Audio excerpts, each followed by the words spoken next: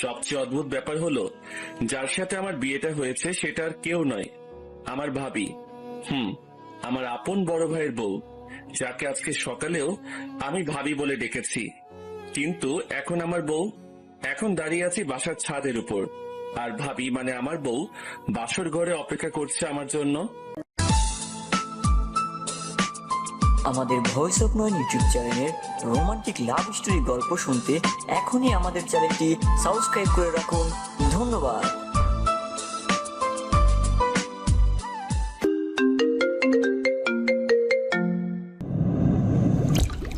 কিছু বুঝতেছেন না তো? চলেন তাহলে পুরো বিষয়টা আপনাদেরকে বুঝিয়ে বলি। আজ থেকে প্রায় 1 বছর আগে ভাবির আর ভাইয়ার বিয়ে হয়। খুব সুন্দর দিন যাচ্ছিল। ভাইয়া ইটালি থাকতো, আমি আম্মু আব্বুর বাড়িতে থাকতাম। আমি তখন অনার্স 3য় বর্ষের স্টুডেন্ট ছিলাম। ভাইয়া আর আমার সম্পর্ক ছিল বন্ধুর মতো, দুজনে খুবই ক্লোজ ছিলাম। বাবার একটা দোকান ছিল, ভাইয়া ইটালি যাওয়ার পর বিক্রি করে দিয়েছে, কারণ ভাইয়ার নিষেধ ছিল বাবা যেন আর কোনো কাজ না করে। এইভাবে আমাদের দিন যাচ্ছিল। আমিও বন্ধু বান্ধব, পড়ালেখা, আড্ডা এসব নিয়েই অসাধারণ লাইফ কাটাচ্ছিলাম। একটা ঝড় এসে আমাদের এই সুখী লাইফটাকে তছনছ করে দিয়েছে। ভাইয়া বিদেশ থেকে বাড়িতে আসলো। আমরা ভাইয়ার জন্য মেয়ে দেখতে শুরু করে দিলাম। যদিও ভাইয়া বিয়ের জন্য রেডি ছিল না, তবুও আব্বু আম্মুর জোড়াজড়িতে রাজি হয়ে গেল। অনেকগুলো মেয়ে দেখার পর একটা মেয়েকে ভাইয়ার জন্য আমরা পছন্দ করি। মেয়েটা দেখতে অসাধারণ, প্রথম দেখায় যে কারো পছন্দ হয়ে যাবে। ভাইয়ার ক্ষেত্রেও ব্যতিক্রম কিছু হয়নি। ভাইয়াও মেয়েটাকে পছন্দ করে ফেললো। মেয়েটা আমার সাথেই পড়তো, অর্থাৎ অনার্স 3য় বর্ষে। শুধু ক্যাম্পাসটা ভিন্ন ছিল। নাম হচ্ছে অবন্তী। দুই ফ্যামিলির সম্মতিতে মহা ধুমধামে ভাইয়ার বিয়েটা হয়ে গেল। ভাইয়া আর ভাবির আন্ডারস্ট্যান্ডিংটা ছিল অসাধারণ। দুজন দুজনকে অল্প দিনেই অনেক ভালোবেসে ফেললো, সেটা ওনার হাব ভাব দেখলেই বোঝা যায়। বিয়ের পরে ভাইয়া ভাবিকে নিয়ে অনেক ঘোরাফেরা করলো। আমিও ভাবির সাথে অনেক মশকরা করতাম। ভাবি সব ক্লোজ ভাবে নিত। ভাবিও অল্প দিনে আব্বু আম্মুর মন জয় করে নিল। আম্মু নিজের হাতে ভাবির মাথায় তেল দিয়ে দেয়, রান্না শিখায়। আব্বু আর আম্মু ভাবিকে কখনো ছেলের বউ হিসেবে দেখেনি, নিজের মেয়ের মতোই দেখেছে। ভাবির আব্বু আম্মুকে নিজের বাবা মায়ের মতোই সেবা যত্ন করত, সবকিছুতে হেল্প করত। ভাবি বাসায় আসার পর থেকে যেন বাসাটা অন্যরকম হয়ে গেল। খুব সুন্দরভাবে আমাদের দিন যাচ্ছিল। বিয়ের 2 মাস পরে ভাইয়ার ছুটি শেষ, তাই আবারও ইটালি চলে যেতে হবে। যদিও ভাইয়ার যাওয়ার মতো মন মানসিকতা ছিল না, কারণ নতুন বিয়ে করেছে, আরো কিছুদিন থাকার ইচ্ছা ছিল। বাট নিজের ক্যারিয়ার, ফ্যামিলির কথা চিন্তা করে ভাইয়া ইটালি চলে গেল। ভাইয়া চলে যাওয়ার পর প্রতিদিনই আমাদের সবার সাথে কথা হতো। আমি এটা ওটা বলে ভাইয়াকে খেপাতাম। এভাবে কিছুদিন চলে যায়। একদিন আমি কলেজ থেকে বাসায় আসছি, এমন সময় একটা বিদেশি নাম্বার থেকে কল আসে। আমি ভেবেছিলাম ভাইয়া কল দিয়েছে, কিন্তু না। আমি কলটা রিসিভ করলাম। হ্যালো ভাইয়া, কেমন আছিস? কিন্তু ওপাশ থেকে অন্য একটা লোক বলল, আমি আপনার ভাই না। আপনার নাম কি পারভেজ? আমি পারভেজ। বাট আপনি কে? আমাকে কিভাবে চিনেন? আমি তোমার ভাইয়ের বন্ধু, একসাথে কাজ করি। আমার নাম হচ্ছে রহিম। ও আচ্ছা, তো ভাইয়া কেমন আছে? কি ব্যাপার, চুপ করে আছেন কেন? ভাইয়া কেমন আছে? তোমার ভাই? আমার ভাই কি হয়েছে ভাইয়ার? তোমার ভাই আর বেঁচে নেই। কথাটা শোনার সাথে সাথেই আমার পায়ের নিচ থেকে মাটি সরে যেতে লাগলো। আমি নিজেকে সামলাতে না পেরে মাটিতে বসে পড়ি। চোখ দুটো ঝাপসা হয়ে আসলো। কি বলছেন? এটা হতে পারে না। আমি সকালেও ভাইয়ের সাথে কথা বলেছি। ঠিকই বলছি। কিছুক্ষণ আগে তোমার ভাই ডিউটিতে যাচ্ছিল। প্রতিদিন আমি আর তোমার ভাই একসাথে কাজে যেতাম, কিন্তু আজকে আমার শিফট সকালে ছিল আর তোমার ভাইয়ের রাতে। একটু আগে বাস উল্টে তোমার ভাই সহ কোম্পানির প্রায় 13 জন লোক মারা যায়। বাকিদের অবস্থা খুব একটা ভালো না। না, আমার বিশ্বাস হয় না। আপনি ভালো করে দেখেন, আমার ভাইয়ের কিছু হয়নি। 2 দিনের মধ্যে লাশ দেশে পাঠিয়ে দেওয়া হবে। এ কথা বলেই রহিম ভাই কলটা কেটে দিল। আমি যেন পাথর হয়ে গেলাম। মুখ দিয়ে কোনো কথা আসছে না। আমি আব্বু আম্মুকে কি জবাব দিব, কি বলে বোঝাবো ভাবিকে? মাত্র 2 মাস পরে বিধবা হয়ে গেছে। এটা শুনলে ভাবি কি অবস্থা হবে? আব্বু আম্মুকে যদি বলি তোমাদের বড় সন্তান আর নেই, কি হবে ওনাদের? না, আমি আর কিছু ভাবতে পারছি না, মাথাটা ঘুরতেছে। তাড়াতাড়ি বাসায় যাই। একটা রিক্সা নিয়ে তাড়াতাড়ি বাসায় চলে গেলাম। কলিং বেল দেওয়ার একটু পর ভাবি এসে দরজা খুলে দেয়। কি ব্যাপার, আজকে আমার দুষ্টু দেবরটা এত তাড়াতাড়ি বাসায় চলে আসছে কেন? নিশ্চয়ই কলেজ ফাঁকি দিয়েছে। ভাবির কথা শুনে আমার ভিতরটা আবারও মোচড় দিয়ে উঠলো। আমি কোনো কথা না বলে নিজের রুমে চলে গেলাম। দরজা লাগিয়ে দিয়ে ওয়াশরুমে চলে গেলাম। পানি ছেড়ে দিয়ে ইচ্ছে মতো কাঁদতে লাগলাম। অনেকক্ষণ পর বের হলাম। ভাবি আমার রুমের দরজায় টোকা দিতে লাগলো। কি ব্যাপার দেবর সাহেব, মন খারাপ কেন? কি হয়েছে? মনে মনে বললাম, কি হয়েছে সেটা যদি শুনেন তাহলে আপনি নিজেকে স্থির রাখতে পারবেন না। ভাবি যেন কিছু না বোঝে, সেজন্য বললাম, কিছু না। না না, কিছু তো একটা হয়েছে, চোখ মুখ লাল কেন? বললাম তো ভাবি, কিছু হয়নি। আচ্ছা খেতে চলো, আব্বু আম্মু বসে আছে। আপনারা খেয়ে নেন, আমি খাবো না। ভাবি কিছু একটা বলতে চেয়েছিল, কিন্তু আমি তাড়াতাড়ি বাসা থেকে বেরিয়ে গেলাম। যেখানেই যাই ভাইয়া স্মৃতিগুলো মনে পড়তে লাগলো। মনে হচ্ছে ভাইয়া আমার পাশে গল্প করতেছে। নিজেকে কোনোভাবে সান্ত্বনা দিতে পারতেছি না। রাতের বেলা রুমে বসে বসে ভাইয়ার ছবিগুলো দেখতেছি আর চোখ দিয়ে পানি ঝরতেছে। এমন সময় আম্মু আমার রুমে আসলো।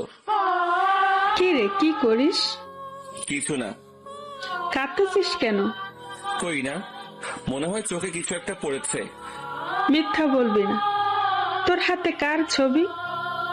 আম্মু ছবিগুলো আমার হাত থেকে নিয়ে দেখে আমার আর ভাইয়ার ছবি, তারপর বলে, ভাইয়ের কথা মনে করে কাঁদতেছিস? আমি আর নিজেকে কন্ট্রোল করতে না পেরে আম্মুকে জড়িয়ে ধরে কাঁদতে শুরু করলাম। এই হঠাৎ করে তোর কি হলো? কিছু না, ভাইয়াকে খুব মিস করতেছি। পাগল একটা, ওরে কল দিয়ে কথা বল। ও আচ্ছা, ভালো কথা। সকাল থেকে তোর ভাই কল দেয়নি, অবন্তী নাকি কল দিয়েছিল, বারবার মোবাইল অফ পাচ্ছে। তুই একটু দেখ তো। আমি হ্যাঁ সূচক মাথা নাড়ালাম। তারপর আম্মু রুম থেকে চলে গেল। আমি আবারও ছবিগুলো দেখতে লাগলাম। এভাবে 2 দিন চলে গেল। আম্মু আব্বু ভাবি সবাই অনেক টেনশন করতেছে। ভাইয়ার কোনো খবর নাই। আমি জেনেও ওনাদের কিছু বলতে পারছি না। পরের দিন একটা অচেনা নাম্বার থেকে কল আসে। হ্যালো। আপনার নাম কি পারভেজ? জি, আপনি কে? আমি কাস্টম থেকে বলছি। আপনার ভাইয়ের লাশ এসেছে, এসে নিয়ে যান। আমি আর কোনো কিছু না বলে দৌড় দিলাম। একটা গাড়ি নিয়ে তাড়াতাড়ি এয়ারপোর্টে গেলাম। দেখলাম অনেকগুলো লাশ একসাথে শুয়াই রাখছে। দেখে এই ভিতরটা কেঁদে উঠলো। তারপর কয়েকজন পুলিশ লাশগুলোকে পোস্টমর্টেম করার জন্য লাশবাহী গাড়িতে উঠিয়ে হাসপাতালে নিয়ে গেল। অনেক রিকোয়েস্ট করার পরও ওরা আমাদের কারো কথা শুনলো না। পুলিশের পিছে পিছে হাসপাতালে গেলাম। অনেকক্ষণ ধরে হাসপাতালে বসে আছি। চারপাশে অন্যান্য লোকগুলো কেঁদেই যাচ্ছে। আমারও চোখ দিয়ে পানি ঝরতেছে। এখনো বিশ্বাস হচ্ছে না যে আমার ভাই আর বেঁচে নেই। তারপর প্রত্যেকটা লাশ তাদের আত্মীয়দের নিকট দিয়ে দেওয়া হচ্ছে। আমি ভাইয়ার লাশের পাশে দাঁড়িয়ে রইলাম। ভাইয়ার চেহারার দিকে তাকিয়ে আছি। দেখে মনে হচ্ছে আমার ভাইটা এখনো হাসতেছে, কিছুই হয়নি। কি সুন্দর ঘুমাচ্ছে আমার ভাই। আমি ভাইয়ার দিকে তাকিয়ে কাঁদতেছি। এমন সময় কেউ একজন কাঁধের উপর হাত দেয়। ঝাপসা চোখে তাকিয়ে দেখি একজন ডাক্তার। লাশ বেশিক্ষণ উপরে রাখা ঠিক হবে না। মেডিসিন দেওয়া ওনাদের শরীরে। যত তাড়াতাড়ি সম্ভব দাফনের ব্যবস্থা করেন। আমি আর কিছু বললাম না। হাসপাতাল থেকে একটা অ্যাম্বুলেন্স নিয়ে ভাইয়ার লাশটা উঠালাম। গাড়ি তার আপন মনে চলতেছে। আমি আব্বু আম্মু আর ভাবিকে কি জবাব দিব? তারপরে অ্যাম্বুলেন্স আমাদের বাসার সামনে গিয়ে দাঁড়ালো। অ্যাম্বুলেন্সের আওয়াজ শুনে আব্বু আম্মু ভাবি সহ আশেপাশের সবাই বাইরে আসলো। কিরে, অ্যাম্বুলেন্স কেন? আর এটা কার লাশ? আমাকে নামতে দেখে সবাই একটু অবাক হলো। আমি অ্যাম্বুলেন্সের পেছনের দরজাটা খুলে ভাইয়ার লাশটা বের করলাম। আম্মু আব্বু ভাবি সবাই এগিয়ে আসলো। আমি আর কোনো কথা না বলে ভাইয়ার মুখের উপরে থাকা সাদা কাপড়টা সরিয়ে দিলাম। ভাইয়াকে দেখে আম্মু একটা চিৎকার দিয়ে অজ্ঞান হয়ে যায়। বাবা এসে জড়িয়ে ধরে। ভাবি ঠাস করে বসে যায়। অঝোর ধারায় সবাই কান্না করতে থাকে। এরপর ভাইয়ার কাফন দাফন শেষ হয়। আমি আর বাবা অনেক সময় ভাইয়ার কবরের পাশে দাঁড়িয়েছিলাম। বাবা বাসায় আসতে চাইনি, এক সময় আমি জোর করে বাসায় নিয়ে আসি। বাসায় আসার পর ভাবি আর আম্মু আমাকে জড়িয়ে ধরে অনেক কান্না করে। আমিও নিষেধ করিনি, আমি স্ট্রং ছিলাম, কারণ আমিও যদি ভেঙে পড়ি ফ্যামিলির কেউই হয়তো ভালো থাকবে না। সেদিন থেকে আমাদের পরিবারের মুখের হাসিটা উড়ে গেল। ভাবি একদম স্তব্ধ হয়ে যায়। ভাইয়া মারা যাওয়ার পর ফ্যামিলিতে ক্রাইসিস শুরু হয়, কারণ আগে ভাইয়ার টাকা দিয়ে সব খরচ হতো। আব্বুর দোকানটাও বিক্রি করে দিছে, আর আব্বুর এখন যে অবস্থা তার দ্বারা কোনো কাজ করা পসিবল না। বাধ্য হয়ে আমি নেমে গেলাম জীবন যুদ্ধে। অনার্সটা শেষ না করার কারণে ভালো কোনো চাকরি পাইনি, একটা প্রাইভেট কোম্পানিতে চাকরি নেই। আমার কাজ হচ্ছে বাজারের প্রত্যেকটা দোকানে গিয়ে কার কি মাল লাগবে সেটা লিখে এনে মালগুলো আবার পৌঁছে দেওয়া, যাকে বলা হয় স্যার। ভাইয়ার কথা খুব মনে পড়তো, কত কষ্ট করে ভাইয়ার টাকা ইনকাম করতো, এখন হাড়ে হাড়ে টের পাচ্ছি। বেতন ছিল কম, মাত্র 8,000 টাকা, যেটা দিয়ে ফ্যামিলি কোনো মতো চললেও আব্বু আম্মুর মেডিসিন কেনা প্রায় অসম্ভব। তাই বন্ধুদেরকে বলে কয়েকটা টিউশনি নিয়ে নিলাম। সকাল 6টা থেকে রাত 11টা পর্যন্ত আমার এই যুদ্ধ চলতে থাকে। নিজের পড়ালেখা প্রায় শেষ করে দিলাম, কিন্তু ভাবিটা কন্টিনিউ রাখলাম। এর মাঝে ভাবির বাবা মা অনেকবার এসেছে আমাদের বাসায় ভাবিকে নিয়ে যাওয়ার জন্য, কিন্তু আব্বু ওনার হাত ধরে অনেক রিকোয়েস্ট করে ভাবিকে রেখে দেয়। ভাবিকে এত ভালোবাসতো যে অন্য কারো ঘরে পাঠানোর চিন্তাও আব্বু আম্মু করতো না। সেদিন আমি কাজ শেষ করে টিউশনি করিয়ে বাসায় আসলাম। রুমে গিয়ে কাপড় চেঞ্জ করে নিলাম, তখন বাবা আমার রুমে আসলো। আরে আব্বু, আসো, ভিতরে আসো। আমার পাশে বস। আমি গিয়ে বাবার পাশে বসলাম। বাবা আমার হাত ধরে বলল, তোর খুব কষ্ট হচ্ছে রে। আরে ধুর, এগুলো কি বলো? তোর জন্য আমরা কিছুই করতে পারিনি, তুই আমাদের মাফ করে দিস। আব্বু, তুমি কি পাগল হইছো? এগুলো কি বলো? আমার ফ্যামিলি আমি না দেখলে কে দেখবে? আর আমার কোনো কষ্ট হচ্ছে না। অবন্তের বাবা আসছিল, কি বললো? ওরে নিয়ে যেতে চাই। এভাবে নাকি দিন যায় না। তুমি কি বললে? আমি তো বলে দিয়েছি আমি আমার মেয়েকে জীবনেও দিব না। ও আচ্ছা। বেয়া যদি আবার আসে? আসবে না, টেনশন করার দরকার নেই। তোর কাছে কিছু টাকা হবে? এইভাবে কেন বলো? কত টাকা লাগবে সেটা বলো। অবন্তের বই নাই, বই কিনতে হবে তাই।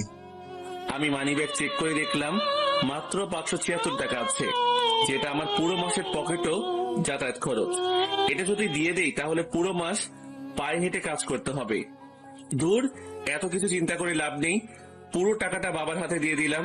বাবা টাকা হাতে নিয়ে চোখ মুছতে মুছতে নিজের রুমে চলে গেল। পরের দিন তাড়াতাড়ি ঘুম থেকে উঠলাম, কেননা আমাকে পায়ে হেঁটে যেতে হবে, গাড়ি ভাড়া নাই। তাই তাড়াতাড়ি উঠে রওনা দিলাম। তারপরও অফিস পর্যন্ত যেতে 20 মিনিট দেরি হয়। বস ইচ্ছে মতো ঝাড়ি দিল। তারপর গতকালকে যে মালগুলো রিসিট কেটে নিয়ে আসছি সেগুলো দোকানে নিয়ে যাওয়ার জন্য একটা কভার ভ্যান নিয়ে রওনা দিলাম। অন্য একজন ভ্যান চালাচ্ছে, আমি পিছন দিক থেকে ধাক্কা দিয়ে নিয়ে যাচ্ছি। হাতে অনেকগুলো মালের স্যাম্পল। একটা দোকানে মাল দিয়ে আসার পথে ভাবিকে দেখলাম অনেকগুলো মেয়ের সাথে, মনে হয় ক্লাস শেষ করে বাসায় যাচ্ছে। ভাবির চোখ দেখে চিনে ফেললাম যে এটা ভাবি হবে। আমি তখন ভ্যান ঠেলতেছি, ভাবি আমার দিকে অবাক দৃষ্টিতে তাকিয়ে আছে। আমি ওনার চোখে স্পর্শ পানি দেখলাম। আমি ভাবিকে দেখেও না দেখার ভান ধরে চলে গেলাম। এভাবে আমাদের দিন যাচ্ছে। বাস্তবতা কি জিনিস হারে হারে টের পাচ্ছি।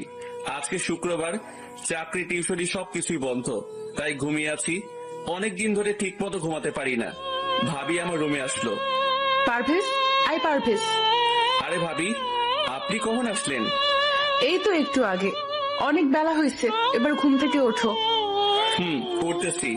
আসলে শরীরটা কেমন যেন ব্যথা করতেছে, তাই ঘুমটা একটু বেশি হলো। তোমার খুব কষ্ট হচ্ছে তাই না? আরে ধুর, এগুলো কি বলেন? আমি তো সুন্দর লাইফ কাটাচ্ছি, কোনো প্রবলেম হচ্ছে না। আমি দেখেছি কেমন সুন্দর লাইফ কাটাচ্ছ। আচ্ছা, আপনার পড়ালেখার কি অবস্থা? মোটামুটি। তুমি আর পড়বে না? দেখি কি করা যায়। কলেজে যাওয়ার মতো তো সময় নাই। পরীক্ষাটা দিব, যদি কপালে পাস লেখা থাকে তাহলে তো আলহামদুলিল্লাহ। আসো, খেয়ে নাও। আপনি যান, আমি ফ্রেশ হয়ে আসছি। তারপর ভাবি চলে গেল। আমি ফ্রেশ হয়ে নাস্তা করে নিলাম। এইভাবে আমাদের দিন যাচ্ছিল। এমন একটা লাইফ কাটাচ্ছি যেটাতে নিজের স্বাধীনতা বলে কিচ্ছু নাই। পরিবারের দিকে তাকিয়ে হাসি মুখে সব ত্যাগ করতে হয়। একদিন খেয়াল করে দেখলাম মায়ের শাড়িগুলো সব পুরাতন হয়ে গেছে। ভাবিও প্রতিদিন একটা ড্রেস গায়ে দিয়ে কলেজে যায়। বাবারও পাঞ্জাবিগুলোতে ময়লা জমে গেছে। ভাবির মোবাইলটা হাত থেকে পড়ে ভেঙে যায়। এরপর আর মোবাইল নেয়নি। তারপর লজ্জায় আর আমাদের কাউকে বলেনি। সবকিছু মিলিয়ে সবারই অবস্থা খারাপ।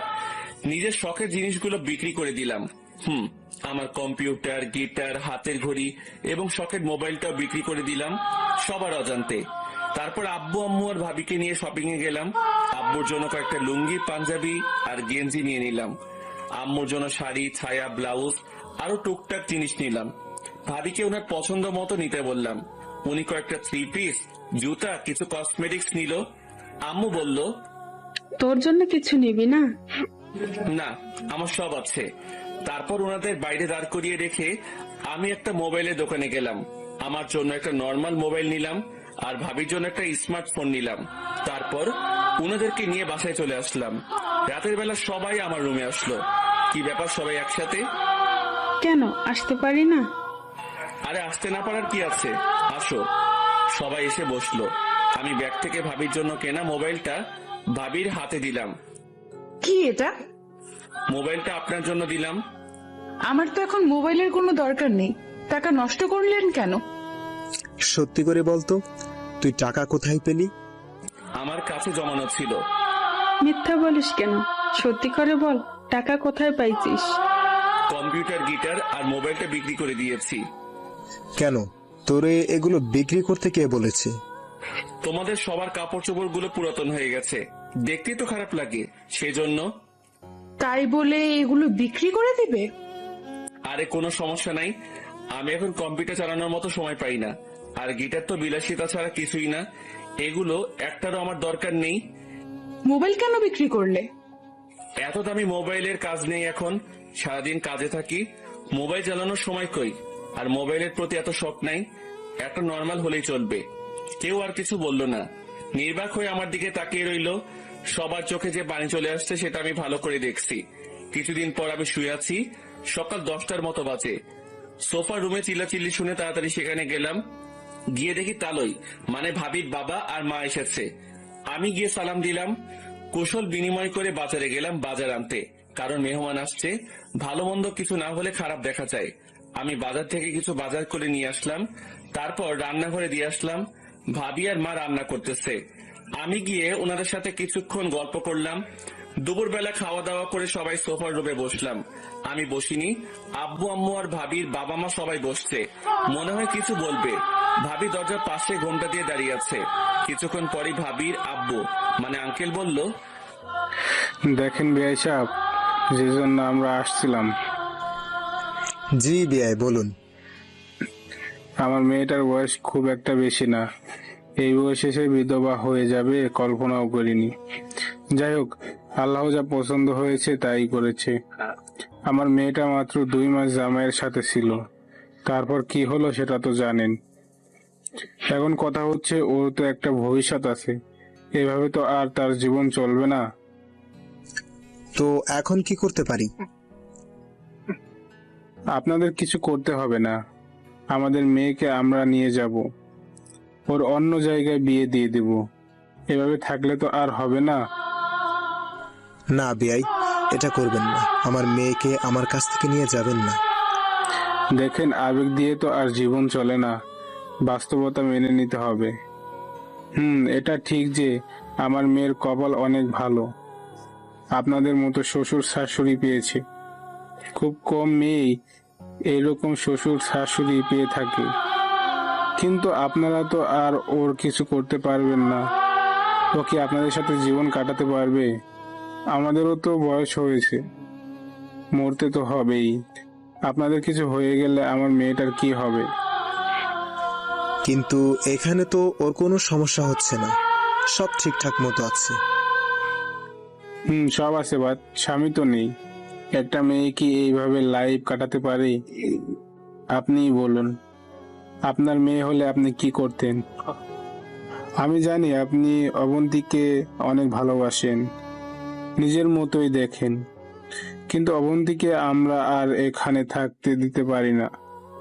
অন্ততপক্ষে ওর বাবা হিসেবে এটা আমার দায়িত্ব। আমার মেয়ে আমার কাছেই থাকবে, আমি আমার মেয়েকে যেতে দেব না। আপনি এসব কি বলছেন? আমার এক ছেলে হয়তো আমাদের ছেড়ে চলে গেছে, কিন্তু আরেকজন তো আছে। আপনি না অবন্তীকে বাইরে বিয়ে দিতে চেয়েছেন? বাইরে দেওয়ার দরকার নেই, আমার ছোট ছেলের সাথেই ওর বিয়ে দেব। এবার তো আর বলতে পারবেন না যে আপনার মেয়ে বিধবা, ওর স্বামী নাই, এগুলো তো আর বলতে পারবেন না। আমি বাবার কথা শুনে চোখ বড় বড় করে ওনার দিকে তাকালাম। এটা কেমনে হয়? এখন আমি অবন্তীকে ভাবি বলে ডাকি, আর সে নাকি আমার? না, এটা কিছুতেই সম্ভব না। আমার মাথা ঘুরতেছে।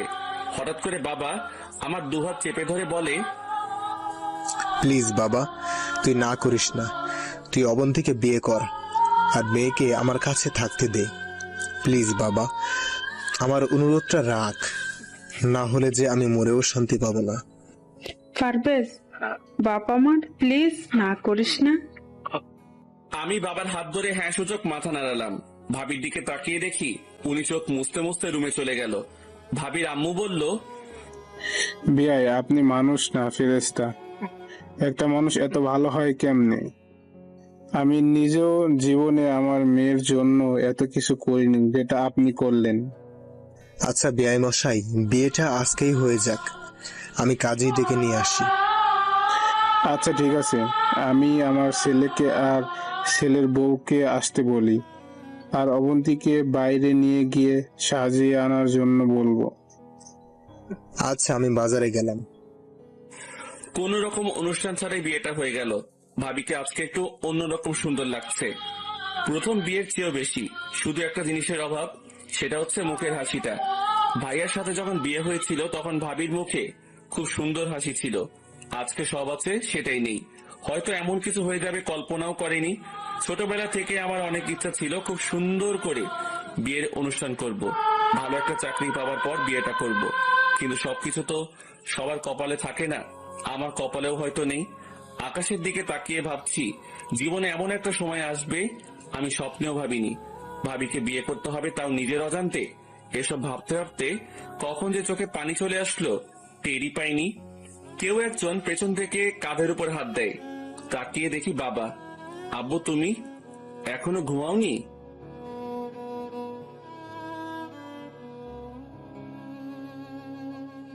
প্রথম বিয়ের চেয়েও বেশি। শুধু একটা জিনিসের অভাব, সেটা হচ্ছে মুখের হাসিটা। ভাইয়ার সাথে যখন বিয়ে হয়েছিল তখন ভাবির মুখে খুব সুন্দর হাসি ছিল। আজকে সব আছে, সেটাই নেই। হয়তো এমন কিছু হয়ে যাবে কল্পনাও করেনি। ছোটবেলা থেকে আমার অনেক ইচ্ছা ছিল খুব সুন্দর করে বিয়ের অনুষ্ঠান করব, ভালো একটা চাকরি পাওয়ার পর বিয়েটা করব। কিন্তু সবকিছু তো সবার কপালে থাকে না, আমার কপালেও হয়তো নেই। আকাশের দিকে তাকিয়ে ভাবছি, জীবনে এমন একটা সময় আসবে আমি স্বপ্নেও ভাবিনি। ভাবিকে বিয়ে করতে হবে, তাও নিজের অজান্তে। এসব ভাবতে ভাবতে কখন যে চোখে পানি চলে আসলো টেরই পাইনি। কেউ একজন পেছন থেকে কাঁধের উপর হাত দেয়। তাকিয়ে দেখি বাবা। আব্বু, তুমি এখনো ঘুমাওনি? পৃথিবীর নিকৃষ্ট বাবার মধ্যে আমি একজন, যে অন্যের মেয়ের জন্য নিজের ছেলেকে কোরবানি দিলাম। তোর সাথে আমি অনেক বড় অন্যায় করেছি। এই বয়সে সবাই ঘোরাফেরা করতেছি, আর আমি তোর কাঁধে সব চাপ তুলে দিলাম। আবার তোর অমত থাকা সত্ত্বেও অবন্তীর সাথে তোর বিয়ে দিয়ে দিলাম। ধুর, তুমি এগুলো কি বলো? তোমার যেটা ভালো মনে হয়েছে সেটাই করেছো। অবন্তীকে অনেক ভালোবাসি রে। মেয়েটাকে ছাড়া ঘরটা কেমন যেন ফাঁকা ফাঁকা লাগে। যা, অনেক রাত হয়েছে, এবার ঘরে যা। মেয়েটা অনেকক্ষণ ধরে বসে আছে। আমি আর কোনো কথা না বলে নিচে চলে আসলাম। এসে রুমে চলে গেলাম। দরজা খুলে ভিতরে গিয়ে দেখি ভাবি, মানে অবন্তী ভাইয়া, একটা ছবির দিকে তাকিয়ে কাঁদতেছে। আমার ঠিক কি করা উচিত কিছুই বুঝতেছি না। আমি খাটের পাশে গিয়ে দাঁড়িয়ে রইলাম। একটু পর ভাবি, না, আর ভাবি বলবো না, কারণ সে এখন আমার স্ত্রী। বলল, পারভেজ, জি। তোমার সাথে কিছু কথা আছে। বলেন। আমি জানি তুমি ছেলেটা অনেক ভালো, তোমার মতো ছেলেকে স্বামী হিসেবে পাওয়া সত্যি ভাগ্যের ব্যাপার, কিন্তু আমি তোমাকে কখনো স্বামী হিসেবে মানতে পারবো না। অবাক হয়ে ওনার দিকে তাকিয়ে রইলাম। তুমি তো জানোই তোমার ভাইকে আমি কতটা ভালোবাসি। তোমার ভাইয়ের জায়গায় আমি অন্য কাউকে জীবনেও কল্পনা করতে পারবো না। যেদিন প্রথম বউ সেজে তোমাদের বাসায় এসেছিলাম, তখনই ওয়াদা করেছি তোমার ভাইকে ছাড়া জীবনে আর কারো দিকে তাকাবো না। আমার থেকে তোমার ভাই আমাকে বেশি ভালোবাসতো। কতটা ভালোবাসতো সেটা হয়তো কল্পনাও করা যাবে না। তুমি হয়তো আমাকে প্রশ্ন করতে পারো, আমি যদি অন্য কাউকে স্বামী হিসেবে না মানতে পারি তাহলে তোমাকে কেন বিয়ে করলাম? হ্যাঁ, এটার উত্তরও দিয়ে দিচ্ছি। তোমার সাথে বিয়ে না হলে অন্য কোথাও ঠিকই বাবা মা আমাকে বিয়ে দিয়ে দিত, কিন্তু আমি এখানে আব্বু আম্মু আর তোমার কাছ থেকে যে ভালোবাসা, আদর, যত্ন পেয়েছি, অন্য কোথাও সেটা নাও পেতে পারি। আমার মনের অবস্থাটা তোমরা একটু হলেও বুঝবে, বাট অন্যরা বুঝবে না।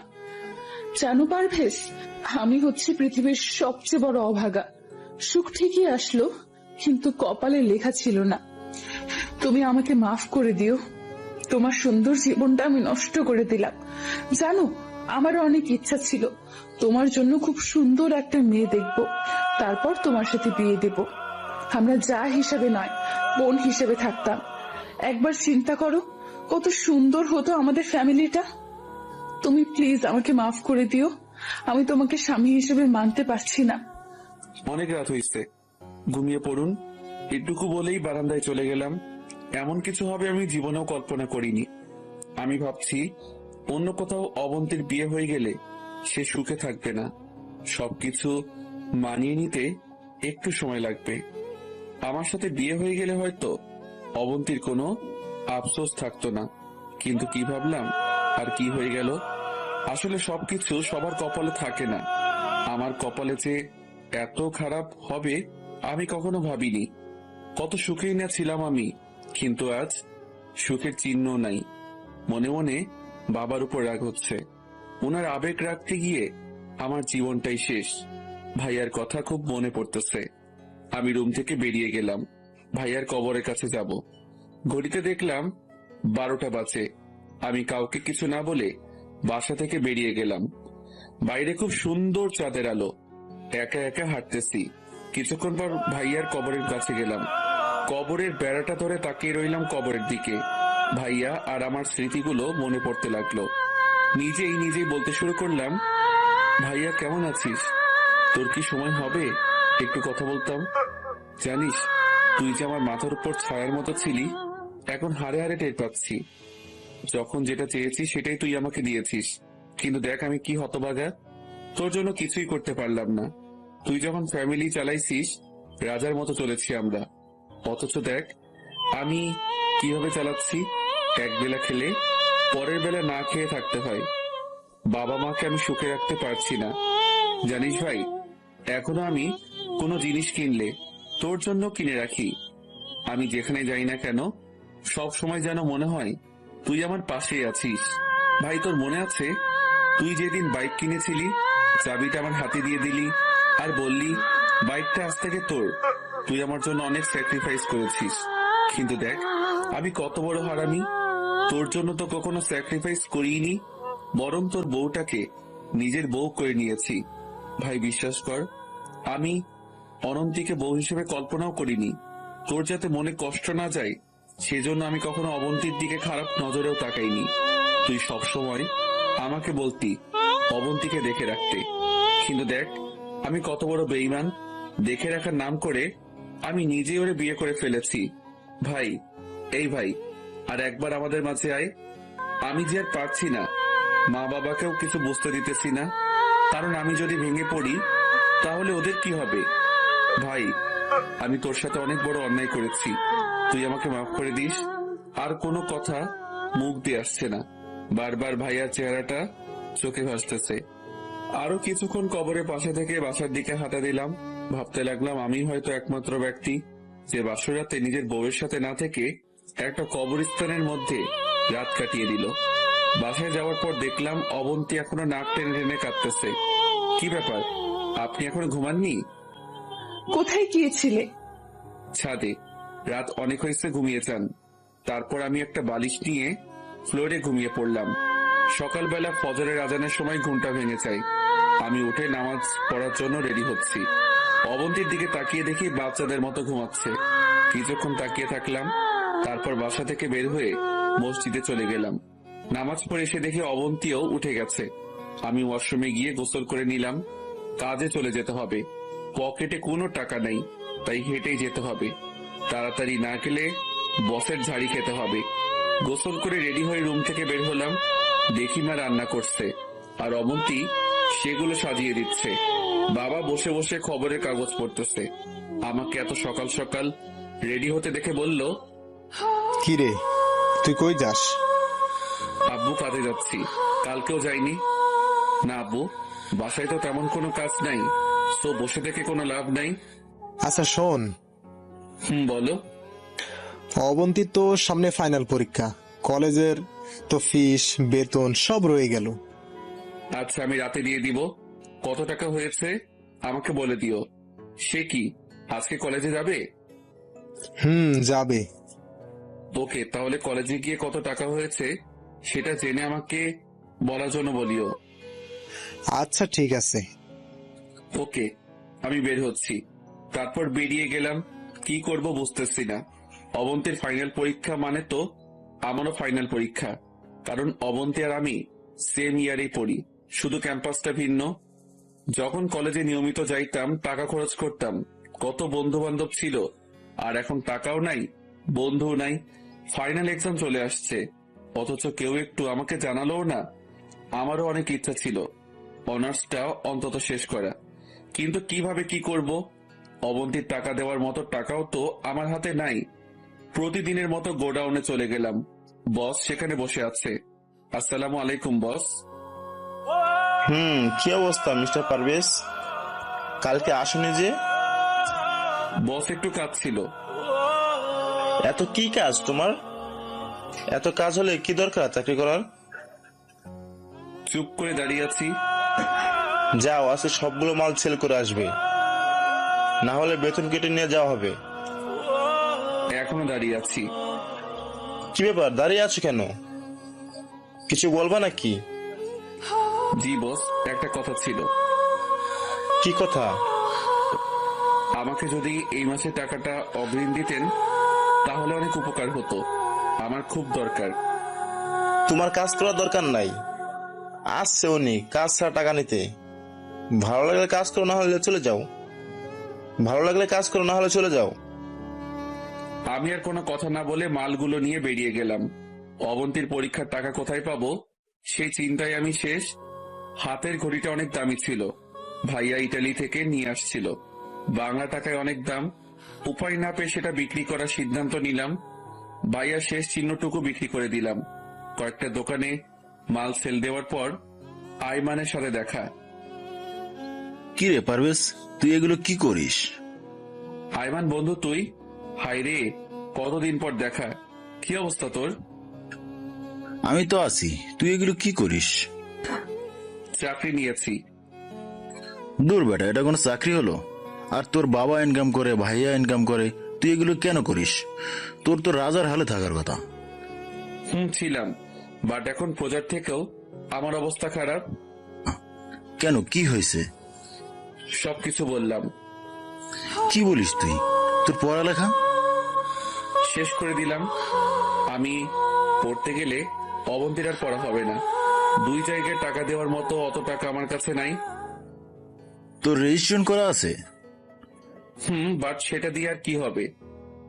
তোর পরীক্ষার টাকা আমি দেবো, তুই পরীক্ষা দে।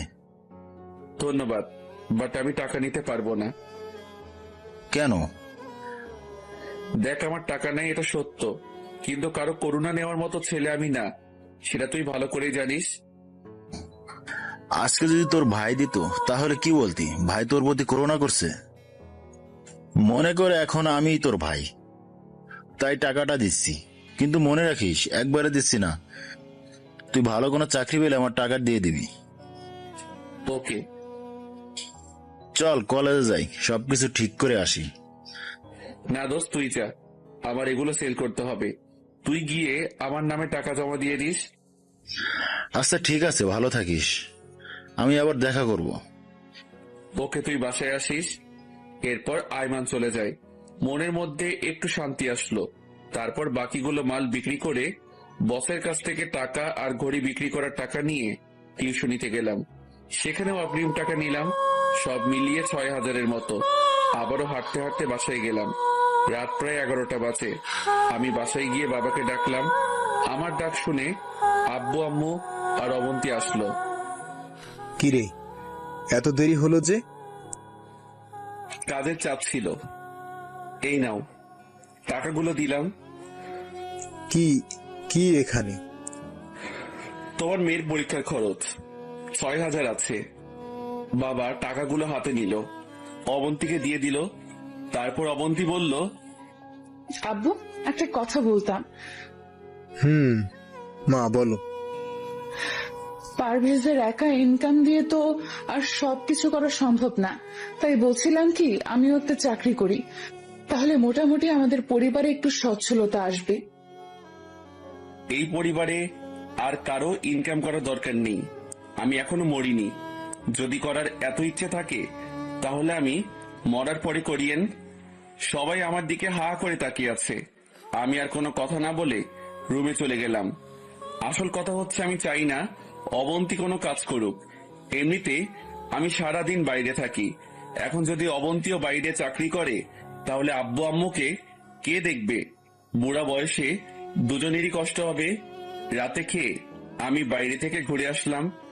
রুমে এসে দেখি অবন্তী ভাইয়ার ছবিটা হাতে নিয়ে বসে আছে। আমাকে দেখার পর ছবিটা রেখে দিল। আমি বিছানা থেকে একটা বালিশ আর কাঁথা নিয়ে ফ্লোরে শুয়ে পড়লাম। পারভেজ, একটা কথা বলতাম। বলেন। তুমি খাটে থাকো, আমি ফ্লোরে ঘুমাই। সারাদিন কাজ করে আসছো, এখন ফ্লোরে ঘুমালে হয়তো ঘুম আসবে না। আমি কাপুরুষ নই যে একটা মেয়ে মানুষকে নিচে ঘুমাতে দিয়ে আমি নিজে খাটে ঘুমাবো। আপনি ঘুমান, এমনিতে অনেক রাত হইছে। আর কোনো কথা না বলে ফ্লোরে ঘুমিয়ে গেলাম। সকালে ঘুম থেকে উঠে দেখি অবন্তী গোসল করে আয়নার সামনে বসে চুল ঠিক করছে। ভেজা চুলে একটু অন্যরকম সুন্দর দেখাচ্ছে। আমি দেখেও না দেখার ভান ধরে শুয়ে রইলাম। পরে মনে হলো যে পায়ে হেঁটে কাজ করতে হবে। রোমান্টিক মুডে থাকার মতো সময় নাই। উঠে ফ্রেশ হয়ে গোসল করে রেডি হয়ে বেরিয়ে গেলাম। আজকেও অনেকগুলো মাল নিয়ে কভার ভ্যান ঠেলতে শুরু করলাম। মনে মনে ভাবতে লাগলাম, অবন্তী কেন আমাকে মেনে নিচ্ছে না? যেখানে আমি ওকে মেনে নিব না সেখানে তার উল্টোটা হচ্ছে। এভাবে দিন যেতে লাগলো। বিয়ে করেও আমার আর অবন্তীর সম্পর্ক ভাবি দেবরের মতোই রয়ে গেল। মাঝে মাঝে অবন্তীর উপর অনেক রাগ হয়। কি করব কিছুই বুঝতে পারছি না। আব্বু আম্মুর জন্য আজকে আমার এই অবস্থা। দেশে মেয়ের অভাব পড়েছে যে আমাকে ভাবিকে বিয়ে করতে হলো। সারাদিন কাজ করে এসে আবার রাতে ফ্লোরে ঘুম। জীবনটা অসহ্য লাগছে। পরের দিন কাজে গেলাম, শরীরটা ভালো লাগছে না। মনে হচ্ছে জ্বর আসবে। ইচ্ছা না থাকা সত্ত্বেও রাত পর্যন্ত কাজ করলাম। রাতে না খেয়ে ঘুমিয়ে গেলাম। গভীর রাতে আমার কাঁপুনি দিয়ে জ্বর আসছে। ঠিক মতো চোখও মেলতে পারছি না। হঠাৎ করে কপালে কারো নরম হাতের স্পর্শ পেলাম। ঝাপসা চোখে তাকিয়ে দেখি অবন্তী ডাকতেছে, পারভেজ, আই, কি হয়েছে তোমার? এরকম করছো কেন? আমার অবস্থা এতই খারাপ যে ওর সাথে কথা বলার মতো শক্তিও আমার নেই। অবন্তী আমাকে উঠিয়ে খাটে শুইয়ে দিল। তারপর সারা রাত মাথায় পানি ঢাললো। আর কি কি করছে কিছুই মনে নেই। জ্বরের ঘোরে কোনো কিছু অনুভব করতে পারিনি। সকালবেলা অবন্তীর ডাকে ঘুম ভাঙলো। তাকিয়ে দেখি আব্বু আম্মু সবাই বসে আছে। অবন্তী নাস্তা হাতে দাঁড়িয়ে আছে। তারপর নিজের হাতে খাইয়ে দিয়ে মেডিসিন খাইয়ে দিল। এখন কেমন লাগছে? ভালো। তোমরা খেয়েছো? ঠিক মতো খাওয়া দাওয়া করিস না, তাই এমন হলো। ডাক্তার বলেছে কয়েকদিন রেস্টে থাকতে। ডাক্তার কখন আসলো? আরো আগে তুই ঘুমেছিলি। অবন্তী কল দিয়ে আসতে বলেছি। সরি। সরি কেন? আমার জন্য আজকে তোমার এই অবস্থা। আরে ধুর, এগুলো কি বলেন? আপনার জন্য হবে কেন? ফ্লোরে ঘুমানোর কারণে এমন হয়েছে। প্লিজ তুমি খাটে ঘুমাও, আমি নিচে ঘুমাচ্ছি। দরকার নাই, আমার জন্মই হয়েছে নিচে ঘুমানোর জন্য। আমি থাকতে পারবো, সমস্যা নেই, আপনি ঘুমান। কিন্তু কোনো কিন্তু না, নিচে ঘুমালে আপনারও তো সমস্যা হতে পারে, তখন কি করবেন? তো ঘুমিয়ে পড়ুন। অবন্তী কিছু একটা বলতে চেয়েছিল, বাট আমি বলার আর সুযোগ না দিয়ে উল্টো পাশে শুয়ে গেছি। ফকিন্নি এটা বলতে পারছে না যে আসো আমরা দুজনে খাটে ঘুমাই। দুজন খাটে ঘুমালে কি এমন সমস্যা হয়ে যাবে? আব্বু আম্মু বুঝে যাবে, তাই অন্য রুমেও যেতে পারছি না। দেখবো অবন্তী ম্যাডাম আপনি কতদিন এভাবে থাকতে পারেন। কয়েকদিন পর মোটামুটি সুস্থ, আবারও কাজে চলে গেলাম। এমন সময় আয়মানের সাথে দেখা হলো। কিরে দোস্ত, কি অবস্থা? এই তো আলহামদুলিল্লাহ, ভালো। তোর? ভালোই। তোর কাজ শেষ হতে কতক্ষণ লাগবে? সন্ধ্যা হবে। আচ্ছা, কাজ শেষ করে দেখা করিস। অনেকদিন তোর সাথে আড্ডা দিই না। আচ্ছা ঠিক আছে। তারপর আবার কাজে চলে গেলাম। বিকেল বেলা আইমানের সাথে দেখা করতে গেলাম। আসছিস? বল কি অবস্থা? এই তো চলছে। এই জানিস আগামী মাস থেকে তো পরীক্ষা। কি আগামী মাসে পরীক্ষা? তোর প্রিপারেশন কেমন? পরীক্ষাও তো দেওয়ার কথা ছিল না, তুই তো টাকার ব্যবস্থা করে দিলি, আর বইও তো কিনিনি। প্রিপারেশন কেমন হবে তুই বল। তোর ভাই মারা যাওয়ার পর থেকে সব কেমন যেন উল্টা পাল্টা হয়ে গেছে।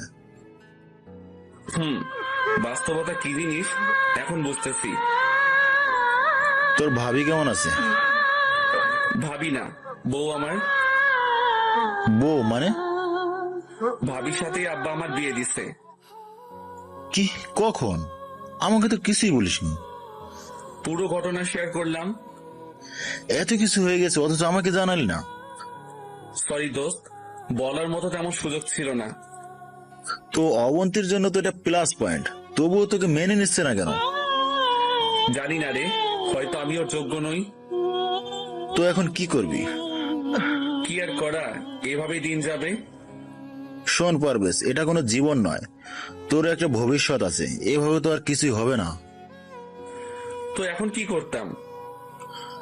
অবন্তীর সাথে কথা বলে সব ঠিকঠাক কর। কোনো লাভ হবে না, ও আমাকে মেনে নিতে পারবে না। না দিলে ডিভোর্স দিয়ে দিবে। অন্য কোথাও বিয়ে হলে তখন ঠেলা বুঝবে। ধুর, তুই পাগল নাকি? ওরে রাখার জন্যই আব্বু আমার সাথে বিয়ে দিচ্ছে, আর তুই বলছিস ডিভোর্স দিতে? ভালো তো, তাহলে সারা জীবন সিঙ্গেল থাক, ভাবি আর দেবরের মতো কাটা। শোন ভাই, জীবন অনেক কঠিন, সেটা তো তুই আমার থেকে ভালো জানিস। সেটা ঠিক, বাট অবন্তীকে ডিভোর্স দেওয়া তো দূরের কথা, ডিভোর্সের নাম মুখেও আনা যাবে না। দেখ, যা করবি ভেবে চিন্তে কর, আবেগ দিয়ে তো জীবন চলে না। আব্বা কি বললো, আম্মা কি বললো, এগুলোর দিকে কান্না দিয়ে নিজের মন কি বলে সেটা দেখ। তোর লাইফ তোকেই হ্যান্ডেল করতে হবে। ঠিক। তুই একটা কাজ কর। কি? তুই অবন্তীর সাথে সরাসরি এই ব্যাপারে কথা বল। কোন ব্যাপার? তোকে স্বামী হিসেবে মেনে নেবে নাকি নিবে না সেটা।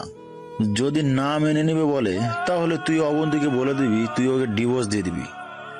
এটা কি করে হয়? সব হয়, তুই কথা বল। এখন না, পরীক্ষাটা শেষ হোক তারপর। আচ্ছা ঠিক আছে। তারপর আরো কিছুক্ষণ আড্ডা দিয়ে বাসায় চলে আসলাম। এইভাবেই দিন যাচ্ছে। অবন্তীর সাথে দরকার ছাড়া কথা বলি না, কেমন যেন অস্বস্তি লাগে। দেখতে দেখতে পরীক্ষার সময় চলে আসলো। অবন্তী আর আমি একসাথে পরীক্ষা দিলাম। আমার পরীক্ষার কথা শুনে বাবা মা অনেক খুশি। পরীক্ষার কিছুদিন পর একদিন সকালবেলা অবন্তী বসে বসে মোবাইল টিপতেছে। আব্বু আম্মু মামার বাড়িতে গেছে। আমি মনে মনে ভাবলাম এটাই সুযোগ, অবন্তীর সাথে এবার বোঝাপড়াটা হয়ে যাক। আমি অবন্তীর সামনে গেলাম। কিছু বলবে? বলো। আপনি কি চান? মানে আপনি কি আমার কাছে থাকতে চান, নাকি আমার কাছ থেকে মুক্তি চান, কোনটা? পারভেজ, তোমার মাথা ঠিক আছে? এগুলো কি বলছো? আপনি উত্তর দেন। এখানে থাকতে কি আপনার কোনো সমস্যা হচ্ছে? না। তাহলে আমাকে স্বামী হিসেবে মানতে আপনার সমস্যা কোথায়? দেখো, আমি তোমাকে আগেই বলছি এটা কোনোভাবেই সম্ভব নয়। যদি আপনার অন্য কোথাও বিয়ে হতো, আমার সাথে বিয়ে হয়েছে বলে আপনি আমাকে মেনে নিতে পারছেন না, কিন্তু অন্য কোথাও হলে কি পারতেন? জীবনেও না। আমি কোনোদিনই আপনাকে কোনো কথা বলিনি। তার মানে এই নয় যে সারা জীবন এভাবে থাকবো। আমারও তো একটা লাইফ আছে, আমারও তো ইচ্ছা করে সুন্দর করে সংসার করতে। আব্বু আম্মু আপনাকে অনেক ভালোবাসে, নিজের মেয়ের মতো দেখে। এখন যদি আমি ওনাদেরকে বলি আপনাদের আদরের মেয়ে বিয়ের পরের দিন থেকে আমাকে ফ্লোরে রাখছে, তখন কি হবে চিন্তা করছেন? আপনার সাথে বিয়েটা হয়েই আমার জীবনটা শেষ। সারাদিন এত কাজ করার পরেও কোনো শান্তি নাই। আপনার সামনে দুটো রাস্তা খোলা আছে, হয় আপনি আমাকে মুক্তি দেন, না হয় আমি আপনাকে। পুরোটা বলার আগে অবন্তী আমার দিকে তাকিয়ে কাঁদতে শুরু করলো। আর কোনো কথা না বলে সে রুমে চলে গেল। ঠাস করে দরজাটা লাগিয়ে দিল। আমি সোফায় গিয়ে বসে রইলাম। একটু পর দেখি সে ব্যাগপত্র গুছিয়ে চলে যাচ্ছে। থামাতে গিয়েও থামাইনি। যাক, তাতে আমার কি? এসব আবেগ দিয়ে তো আর জীবন চলে না। আমি তো ওরে জোর করে বিয়ে করিনি। আমাকে যদি এতই অপছন্দ করত, তাহলে বিয়ের দিন বলে দিলেই পারত। সারাদিন বাসায় কাটিয়ে দিলাম, বাবা মাও নেই। বাসাটা কেমন খালি খালি লাগছে। বিকেলবেলা বাসা থেকে বের হয়ে দেখি, আয়মান, আমাদের বিয়ে হয়েছে বলে আপনি আমাকে মেনে নিতে পারছেন না, কিন্তু অন্য কোথাও হলে কি পারতেন? জীবনেও না। আমি কোনোদিনই আপনাকে কোনো কথা বলিনি। তার মানে এই নয় যে সারা জীবন এভাবে থাকবো। আমারও তো একটা লাইফ আছে, আমারও তো ইচ্ছা করে সুন্দর করে সংসার করতে। আব্বু আম্মু আপনাকে অনেক ভালোবাসে, নিজের মেয়ের মতো দেখে। এখন যদি আমি ওনাদেরকে বলি আপনাদের আদরের মেয়ে বিয়ের পরের দিন থেকে আমাকে ফ্লোরে রাখছে, তখন কি হবে চিন্তা করছেন? আপনার সাথে বিয়েটা হয়েই আমার জীবনটা শেষ। সারাদিন এত কাজ করার পরেও কোনো শান্তি নাই। আপনার সামনে দুটো রাস্তা খোলা আছে, হয় আপনি আমাকে মুক্তি দেন, না হয় আমি আপনাকে। পুরোটা বলার আগে অবন্তী আমার দিকে তাকিয়ে কাঁদতে শুরু করলো। আর কোনো কথা না বলে সে রুমে চলে গেল। ঠাস করে দরজাটা লাগিয়ে দিল। আমি সোফায় গিয়ে বসে রইলাম। একটু পর দেখি সে ব্যাগপত্র গুছিয়ে চলে যাচ্ছে। থামাতে গিয়েও থামাইনি। যাক, তাতে আমার কি? এসব আবেগ দিয়ে তো আর জীবন চলে না। আমি তো ওরে জোর করে বিয়ে করিনি। আমাকে যদি এতই অপছন্দ করত, তাহলে বিয়ের দিন বলে দিলেই পারত। সারাদিন বাসায় কাটিয়ে দিলাম, বাবা মাও নেই। বাসাটা কেমন খালি খালি লাগছে। বিকেলবেলা বাসা থেকে বের হয়ে দেখি, আয়মান আমাদের বাসার সামনে বসে আছে। কি রে, তুই এখানে? কেন আসতে পারি না? আরে ধুর, সেটা না। এই সময় তুই তো এদিকে আসিস না, সেই জন্য জিজ্ঞেস করলাম। তোকে অনেকবার কল দিতেছিলাম, মোবাইল অফ দেখাচ্ছে, তাই চলে আসলাম। আচ্ছা, ভিতরে আয়। তারপর আয়মানকে নিয়ে আবার বাসায় গেলাম। কিরে, কাউকে দেখছি না যে?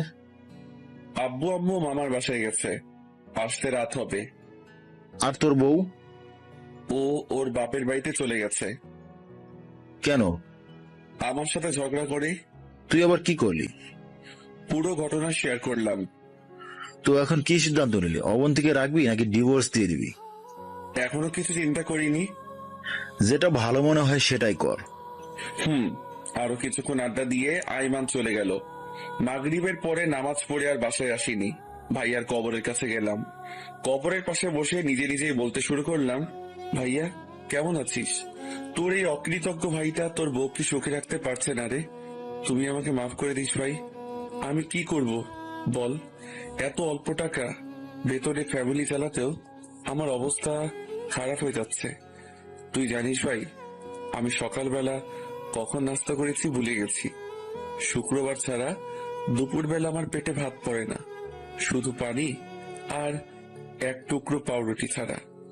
জানিস ভাই, আমি 2টা শার্ট দিয়ে পুরো বছরটা কাটিয়ে দিয়েছি। নিজের স্বাদ ইচ্ছা সব বিসর্জন দিয়ে দিয়েছি। নিজের কম্পিউটার, মোবাইল, ঘড়ি সব বিক্রি করে দিয়েছি ওদের মুখে হাসি ফোটানোর জন্য। জানিস ভাই, আমি পড়ালেখাটাও শেষ করে দিয়েছি শুধু অবন্তীর জন্য। কিন্তু দেখ, সে আজকে আমাকে রেখে চলে গেছে। আসলে ভাই দোষটা আমারই। আমি ওদের কাউকে ঠিক মতো সুখে রাখতে পারছি না। কি করব বল? সারাদিন এত কাজ করে বাসায় এসে আমার ফ্লোরে থাকতে ইচ্ছা করে না। আমারও ইচ্ছা করে অন্তত রাতের বেলা কেউ একজন আমার সাথে ভালো ব্যবহার করুক, ঠিকভাবে আমার যত্ন নিক। কিন্তু দেখ, কপালটা এতই খারাপ যে এই সামান্য চাওয়াটুকু আল্লাহ কপালে রাখলো না। ভাই তুই আমাকে মাফ করে দিস। আমি কাউকে সুখ রাখতে পারছি না রে ভাই। আর কিছু বলতে পারলাম না। ভাইয়ার স্মৃতিগুলো চোখের সামনে ভাসতে লাগলো। আরো কিছুক্ষণ ভাইয়ার পাশে থেকে কবর জিয়ারত করে বাসায় চলে গেলাম। দেখলাম তালা আগে থেকেই খোলা, তার মানে আব্বু আম্মু এসে গেছে। দরজাও খোলা। দেখলাম আব্বু আম্মু চোখ মুখ লাল করে বসে আছে। আব্বু কখন আসছো? তার আগে বল, আমার মেয়ে কোথায়? মাথা নিচু করে দাঁড়িয়ে আছি। কি হলো, কোনো কথা বলছিস না যে? ওর বাবার বাড়িতে গেছে। অনেকদিন নাকি ওর আম্মুকে দেখেনি। বাবার বাড়ি গেছে নাকি তুই পাঠিয়েছিস? অবন্তী আমাদের সবকিছু বলেছে, যা মেয়েটাকে নিয়ে আয়। আরে আজব, আমি কেন পাঠাবো? ও নিজেই গেছে। নিয়ে আসবো মানে? এখন রাত হয়ে গেছে, আর সে যখন নিজে থেকে গেছে আবার নিজে থেকেই আসবে। এত কথা কেন বলিস? আর বিয়ের পর থেকে তো তুই ওই বাড়িতে যাসনি, এখন যা। এখন গেলে আসবো কখন? তোকে কি একবারও বলছি এখন চলে আসতে? যা এখন, যখন ভালো লাগবে তখন আসবি, পারলে 2 দিন থেকে আয়। আমি ওখানে 2 দিন থাকি, আর এইদিকে আমার চাকরিটা চলে যাক। হইছে, যা এখন। কি আর করার। রেডি হয়ে অবন্তীদের বাসার দিকে রওনা দিলাম। রাত 9টার সময় ওদের বাসায় গিয়ে পৌঁছালাম। কলিং বেল দিলাম। প্রায় 5 মিনিট পর অবন্তীর মা মানে শাশুড়ি এসে দরজা খুলে দিল। আসসালামু আলাইকুম। আরে বাবা তুমি, আসো আসো, ভিতরে আসো। ভিতরে গেলাম। শ্বশুরও বেরিয়ে আসলো। সালাম দিলাম, আরো কিছুক্ষণ কথা বললাম। তারপর উনি বলল, অবন্তী রুমে আছে, তুমি যাও। আমি ওর রুমের কাছে গেলাম। দেখলাম অনেকগুলো মেয়ের সাথে বসে বসে হাসছে। ভাইয়া মারা যাওয়ার পর এই প্রথম অবন্তীকে এইভাবে হাসতে দেখছি। এই মুহূর্তে আমার রুমে যাওয়া উচিত হবে কিনা ভাবতেছি। রুমের বাইরে দাঁড়িয়ে রইলাম। কেউ একজন আমাকে দেখে ফেলেছে মনে হয়। তারপর দুলাভাই দুলাভাই বলে ডাকতে শুরু করলো। ভিতরে গেলাম, দেখে অবন্তী আর ওর কয়েকটা কাজিন বসে বসে গল্প করছে। সবার সাথে পরিচিত হওয়ার পর এক এক করে সবাই চলে গেল। তারপর আমি গিয়ে সোফায় বসলাম। কেউ কোনো কথা বলছি না। নীরবতা ভেঙে অবন্তী বলল, কেন আসছো? আব্বু আম্মু আপনাকে নিয়ে যেতে বলেছে। তারা বলছে সেজন্য এসেছো, নিজে থেকে আসোনি? চুপ করে রইলাম। আমি তো তোমাকে প্যারা দিই, আমি না থাকলে তুমি ভালোই থাকবে। সরি, আসলে সকালবেলা আমার মাথা ঠিক ছিল না, তাই ভুলভাল বলে ফেলছি। সরি, আমি যেতে পারবো না। কেন? এমনিতেই তুমি অনেক কিছু করেছো, আর দরকার নেই। আমি কিছু বলতে যাব, এমন সময় অবন্তীর আম্মু এসে খাবার জন্য ডেকে গেল। অবন্তী তখন বলল, খেতে আসুন। আর কোনো কথা না বলে খেতে চলে গেলাম। বাহ, অল্প সময়ের মধ্যে এত আইটেম। জামাই আদর আসলে অনেক মজার, কিন্তু আমার মনের মধ্যে অন্য চিন্তা ঘুরতেছে। খাওয়া দাওয়া শেষ করে আবার রুমে চলে গেলাম। আমি গিয়ে খাটের উপর বসলাম। অনেকক্ষণ পর অবন্তী আসলো। আমি উঠে সোফায় চলে গেলাম। তুমি খাটে ঘুমাও, আর আপনি? আমি সোফায় ঘুমাবো। দরকার নেই, আপনি খাটে ঘুমান। সকালে একটু তাড়াতাড়ি উঠিয়েন। আমি আপনাকে বাসায় দিয়ে আমাকে আবার কাজে যেতে হবে। তোমারে বলছি না আমি যাব না। যাবেন না মানে? যাব না মানে যাব না। তার মানে আপনার কাছে আব্বু আম্মুর ভালোবাসার কোনো দাম নেই? সকালে রেডি থাকবেন। বললাম তো আমি যাব না। দূর না গেলে নাই, এত অনুরোধের কিচ্ছু নেই। দেখি কয়দিন না গিয়ে থাকতে পারে। আমারও তো একটা পার্সোনালিটি আছে। ঘুমিয়ে গেলাম। সকালে কাউকে কিছু না বলে চলে গেলাম। বাসায়ও গেলাম না, সরাসরি কাজে চলে গেলাম। এর মধ্যে বাবা কয়েকবার কল দিয়েছে, বাট ধরিনি। রাতের বেলা বাসায় গেলাম। আব্বু আম্মু দুজনেই আমার উপর ফায়ার। আমি কিছু না বলে রুমে চলে গেলাম। আব্বু আমার রুমে আসলো। কিরে, কি করিস? কিছু না। কিছু বলবা নাকি? অবন্তীর সাথে আমাদের কথা হয়েছে, ও কিছুদিন ওখানে থাক, মন মানসিকতা ভালো হোক, তারপর চলে আসবে। সেটা আমাকে বললেই তো পারতো। আচ্ছা শোন, বলো। অবন্তীর কোনো ফ্রেন্ডের নাকি বিয়ে, যদি ওর হাতে কিছু টাকা দিতি। তোমাকে কে বললো? সে নিজেই বলেছে, তোকে নাকি বলতে লজ্জা করছে, তাই আমাকে বলেছে। আচ্ছা ঠিক আছে, দিয়ে দিব। বিয়ে তো কয়েকদিন পর, কালকে দিতে পারবি? আচ্ছা দেখি। তারপর খেয়ে ঘুমিয়ে গেলাম। সকালে কাজে যাওয়ার আগে টিউশনিতে গেলাম। পড়াশোনা শেষে টাকাটা অগ্রিম চেয়ে নিলাম। টাকাটা নিয়ে আবার কাজে চলে গেলাম। দুপুরবেলা আমি নামাজ পড়ে বাইরের একটা দোকানে পানির মধ্যে পাউরুটি চুবিয়ে খাচ্ছি, এমন সময় দেখলাম একটা মেয়ে আমার দিকে হা করে তাকিয়ে আছে। ভালো করে খেয়াল করে দেখলাম এটা অবন্তী। তার কয়েকটা ফ্রেন্ডের সাথে কোথাও যাচ্ছে মনে হয়, বাসের জন্যই অপেক্ষা করছে। আমি দেখেও না দেখার ভান করে কভার ভ্যান চালককে তাড়াতাড়ি এখান থেকে চলে যাওয়ার জন্য বললাম। সে ভ্যান চালাচ্ছে আর আমি পিছন থেকে ঠেলতেছি। রাতের বেলা বাসায় আসলাম। দরজায় টোকা দেওয়ার একটু পরেই দরজা খুলে দেয়। তাকিয়ে দেখি এটা অবন্তী। রীতিমতো একটা টাসকি খেলাম। কি ব্যাপার, অবন্তীকে আমি নিয়ে আসতে গেলাম, আসলো না, কিন্তু এখন নিজে থেকে এসে হাজির। অবশ্য ভালোই হয়েছে, সে কোনো কথা না বলে চলে গেল। আমি দরজা লাগিয়ে রুমে গেলাম। ফ্রেশ হয়ে এসে সবাই মিলে খেতে বসলাম। খাওয়ার এক পর্যায়ে বাবা বলল, একটা কথা বলার ছিল। কি কথা? তোমাদের বিয়ের তো অনেক দিন হয়েছে, এবার অন্তত ভবিষ্যতের কথা কিছু চিন্তা করো। কি বলছো? কিছুই তো বুঝতেছি না। বাসাটা খালি খালি লাগে, আমাদেরও তো ইচ্ছা করে নাতি নাতনির সাথে খেলতে। আম্মুর কথা শুনে আমার গলায় ভাত আটকে গেল। কাশতে শুরু করলাম। মনে মনে বললাম, এখনো ফ্লোর থেকে খাটে উঠতে পারিনি, আর আম্মু বাচ্চার চিন্তা করতেছে। আম্মু, দিল্লি এখনো বহুদূর, তোমার কপালে নাতি নাই। কিছু না বলে চুপচাপ খেয়ে উঠে গেলাম। রুমে গিয়ে বসে আছি। একটু পর অবন্তী আসলো, আমার দিকে তাকিয়ে রইল। দেখে মনে হচ্ছে কিছু একটা বলবে। কিছু বলবেন? একটা কথা ছিল। বলুন। তুমি আর একটা বিয়ে করো।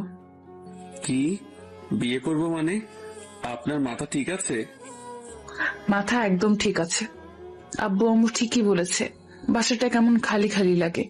ওনাদের জন্য হলেও বিয়েটা করো। বিয়ে করে লাভ কি হবে? তোমারও মনের আশা পূরণ হলো, আর ওনাদেরও নাতি নাতনি আসলো। শুনেন, বিয়েটা কোনো ছেলে খেলা নয় যে বললেই বিয়ে করে ফেলবো। বিয়ে মানুষের লাইফে একবারই হয়, বুঝলেন? কিন্তু আমার লাইফে তো একাধিক, সেটাকে কি বলবে? শুনেন, এটা একটা অ্যাক্সিডেন্ট।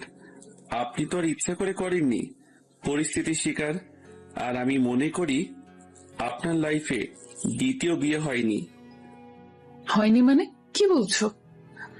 জি, আমি ঠিকই বলছি।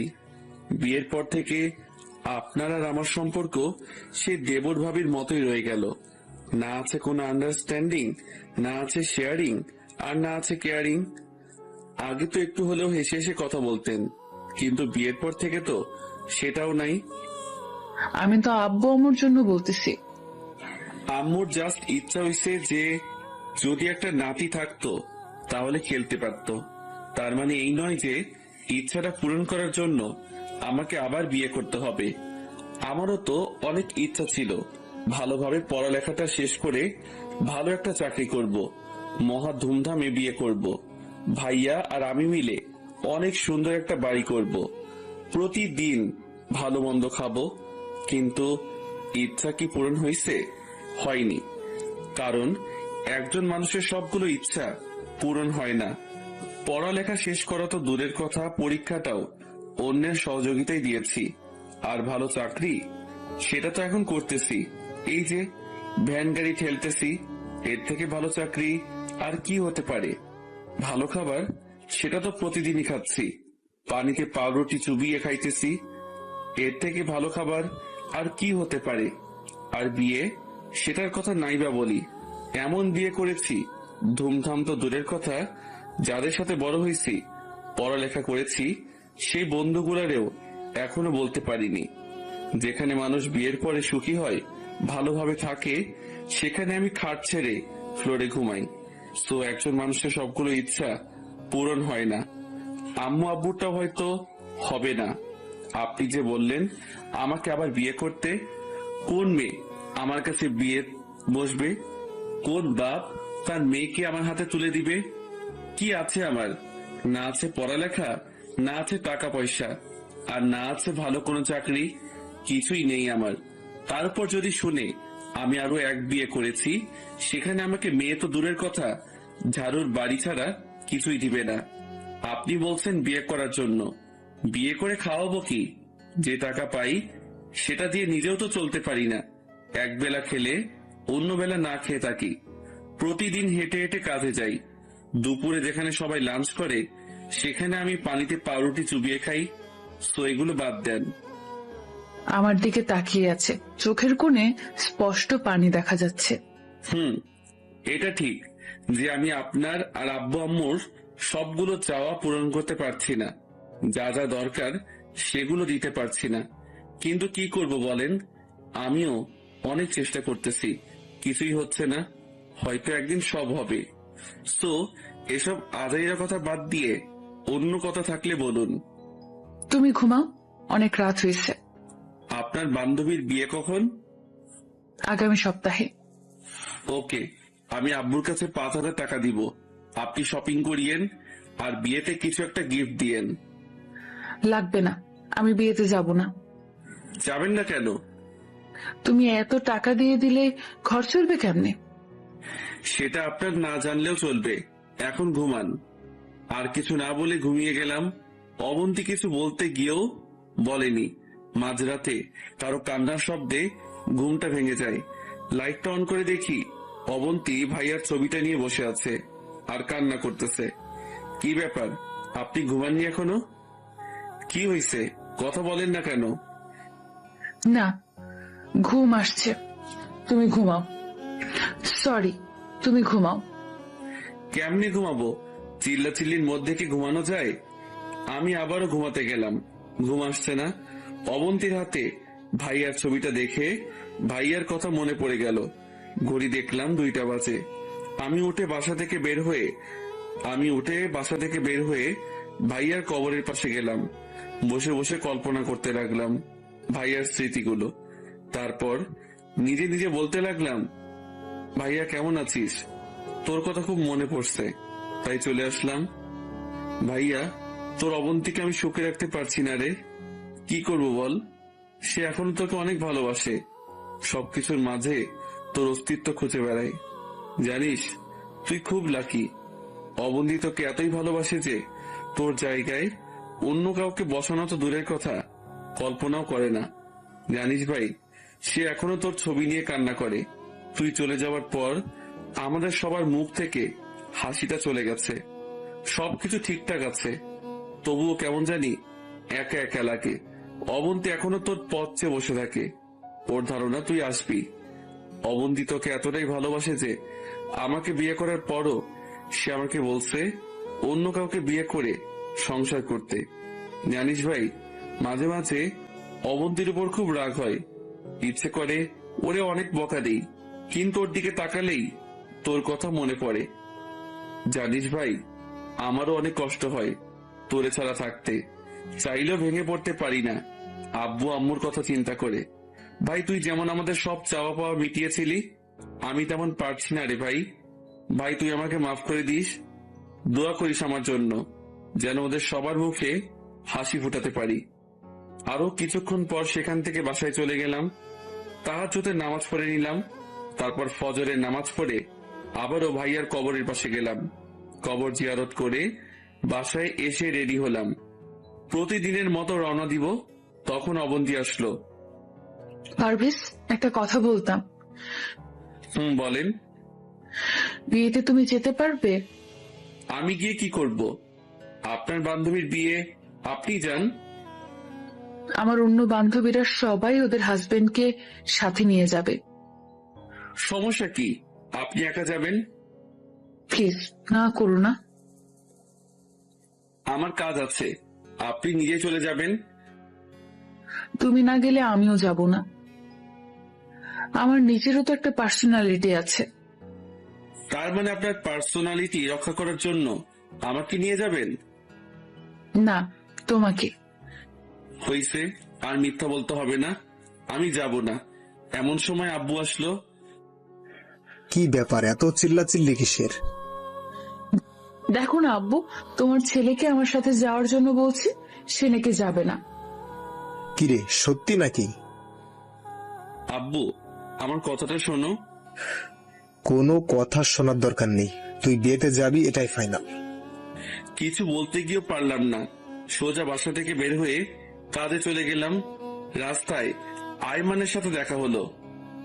কি রে পারভেজ, দোস্ত কি অবস্থা? আছি, তোর কি খবর? সব ঠিকঠাক। কয়েকদিন পর তো রেজাল্ট দিবে। কোন দিবে জানিস? মনে হয় 5 তারিখ। তুই জানিস না? না, তোর কথাই শুনলাম। আগের মতো অনলাইনে থাকি না, তেমন কোনো নিউজ জানা নেই। আচ্ছা শোন, তোর জন্য একটা সুখবর আছে। কি? একটা কোম্পানিতে কয়েকজন সুপারভাইজার নিয়োগ দিবে, স্নাতক কমপ্লিট করা লাগবে। তোর রেজাল্ট ভালো আসলে তুই আবেদন করিস। থ্যাঙ্কস দোস্ত। অবন্তী এসেছে? এসেছে। তুই নিয়ে আসছিস নাকি নিজেই থেকে এসেছে? ও নিজে থেকে এসেছে। আমি যখন ওর বাবার বাড়িতে গিয়েছিলাম ওরে আনতে, তখন আসিনি। গতকাল নিজে থেকে এসেছে। তুই এখন কি সিদ্ধান্ত নিলি, ডিভোর্স দিবি? জানি না, তবে আমার মনে হচ্ছে অবন্তী ঠিকই আমাকে মেনে নিবে, কিন্তু একটু সময় লাগবে। ভাইয়ার স্মৃতি থেকে আমি নিজেই এখনো বের হতে পারিনি, আর অবন্তী এত তাড়াতাড়ি বের হতে না পারাটাই স্বাভাবিক। তাহলে তো ভালোই। আচ্ছা দোস্ত, তুই থাক, আমার দেরি হয়ে যাচ্ছে। পরে বস আর আমি ঝাড়ি দিবে। আচ্ছা ঠিক আছে, যা। তারপর কাজে চলে গেলাম। রাতে আসার সময় বেতন নিয়ে আসলাম। বাসায় এসে ফ্রেশ হয়ে আব্বুর হাতে টাকাগুলো দিলাম। আব্বু অবন্তীকে ডেকে টাকাটা দিল। অবন্তী আব্বুকে বলল, আব্বু একটা কথা বলতাম। মা বলো। আপনি একটু পারভেজকে বলে দেন যাতে কালকে আমার সাথে একটু শপিং এ যায়, আমি কিছু গিফট কিনবো। যাবে, সমস্যা কি? এই পারভেজ, কালকে ওর সাথে বের হইস। বাবা আমার কাজ আছে, আমি পারবো না। পারবি না কেন? আজকেই বেতন দিয়েছে, আর কালকে যদি কাজে না যাই পরের দিন গেলে লাথি দিয়ে বের করে দিবে। তাহলে সন্ধ্যায় যাবি। তখন টিউশনি করানো লাগবে। আমি কিছু না বলে রুমে চলে গেলাম। পরের দিন কাজে গেলাম। সেখান থেকে এসে রেডি হয়ে অবন্তীকে নিয়ে বের হলাম। বিয়ের পর এই প্রথম অবন্তীকে নিয়ে বের হয়েছি। একটা রিক্সা নিয়ে যাচ্ছি। আমি একটু সরে বসে আছি। তোমার কি আমার পাশে বসতে অস্বস্তি লাগছে? না, কেন? তাহলে এদিক ওদিক চেপে বসছো কেন? আরো ক্লোজ ভাবে বসো। সমস্যা নেই, আমি ঠিক আছি। তারপর দুজনেই চুপ। নীরবতা ভেঙে অবন্তী বলল, পারভেজ, বলেন। তোমার কি মন খারাপ? না, কেন? গোমরা মুখ করে বসে আছো তাই। ও না, আমি ঠিক আছি। কথা বলতে বলতে শপিং মলের সামনে চলে আসলাম। অবন্তী অনেকগুলো গিফট দেখলো, তারপর একটা চয়েস করে ওটা কিনলো। এরপর একটা শাড়ির দোকানে গেল। আমাকে বলল শাড়ি পছন্দ করে দেওয়ার জন্য। দোকানের মধ্যে অনেক লোক, তাই কিছু না বলে নীল রঙের একটা শাড়ি পছন্দ করে দিলাম। ভাইয়ার সাথে যখন বিয়ে হয়েছিল তখন একদিন অবন্তী ওদের বাসায় যাওয়ার সময় একটা নীল শাড়ি পরেছিল। সেদিন অবন্তীকে অনেক সুন্দর দেখাচ্ছিল। সাথে ভাইয়া নীল পাঞ্জাবি পরেছিল। দুজনকে অনেক সুন্দর লাগছিল, তাই অবন্তীর জন্য নীল শাড়িটাই পছন্দ করে দিলাম। তারপর অবন্তী আমাকে বাইরে দাঁড়িয়ে রেখে কোথায় যেন গেছে। অনেকক্ষণ পর আসলো। কোথায় গিয়েছিলেন? ওয়াশরুমে। আর কিছু নিবেন নাকি রিক্সা ডাকবো? রিক্সা নেওয়ার দরকার নেই, হেঁটে হেঁটে যাব। পাগল নাকি আপনি হাঁটবেন, তাও এই রাতের বেলায়? কেন, রাতের বেলায় হাঁটতে সমস্যা নাকি? সেটা না। এত কথা না বলে হাঁটো। তারপর দুজনে হাঁটতে লাগলাম। খুব দারুণ একটা অনুভূতি কাজ করলো। রাস্তায় আমার আর ওর কোনো কথা হয়নি। অনেকক্ষণ হাঁটার পর বাসায় গেলাম। আমি গিয়ে ফ্রেশ হয়ে আসলাম। তারপর আমি, আব্বু, আম্মু আর অবন্তী খেয়ে নিলাম। রুমে গিয়ে সোফায় বসে আছি। কিছুক্ষণ পর অবন্তী আসলো। এসে কিছুক্ষণ আনাগোনা করলো, তারপর বলল,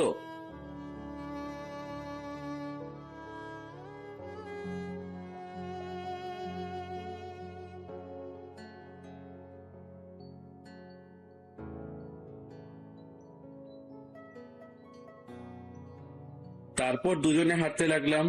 খুব দারুণ একটা অনুভূতি কাজ করলো। রাস্তায় আমার আর ওর কোনো কথা হয়নি। অনেকক্ষণ হাঁটার পর বাসায় গেলাম।